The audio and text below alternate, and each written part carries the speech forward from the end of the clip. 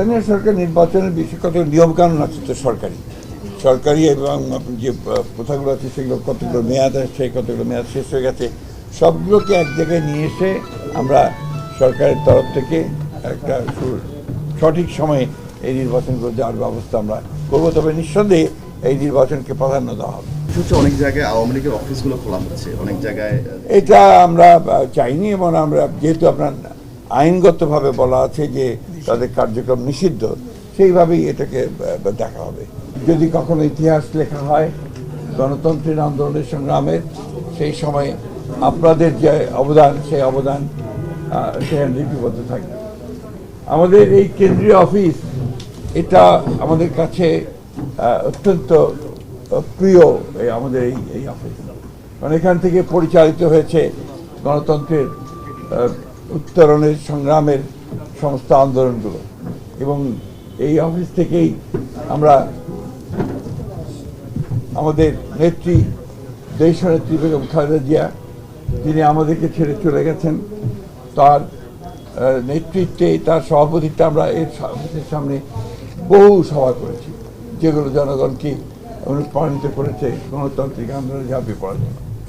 আজকে খুব কষ্টের সঙ্গে আমাদের স্মরণ করতে হয় যে আমাদের সেই মহান নেত্রী, যিনি আমাদের বাংলাদেশের সামগ্রিক গণতান্ত্রিক আন্দোলনে সবচেয়ে বড় ভূমিকা রেখেছেন, নেতৃত্ব দিয়েছেন, এবং গণতন্ত্রকে আমরা ফিরে পেয়েছি বারবার। 91 সালে সেই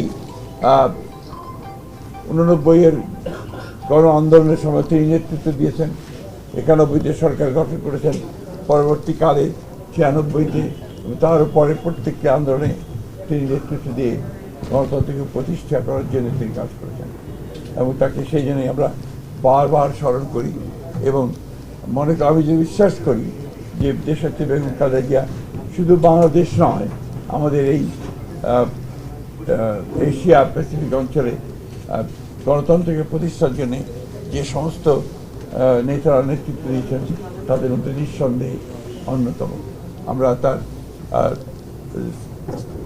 চাই যে আল্লাহ তাআলার কাছে প্রার্থনা করি যে তাকে যেন বেহেশত নসিব করা হয়, তার রুহের মাগফিরাত কামনা করি। আমরা এখন নতুন এক বাংলাদেশের জন্য কাজ করছি, স্বপ্ন দেখছি।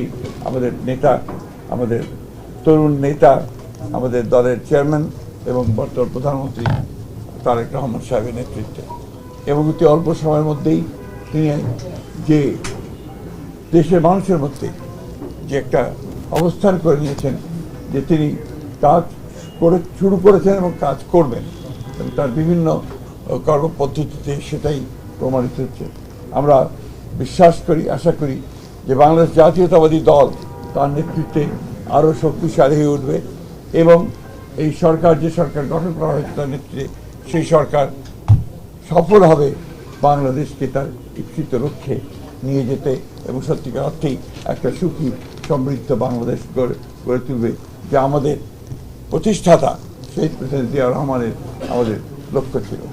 আমরা আশা করব যে আমাদের বাংলাদেশের সব মানুষ আমাদের দলকে সহায়তা করবে পূর্বের মতো সবসময়।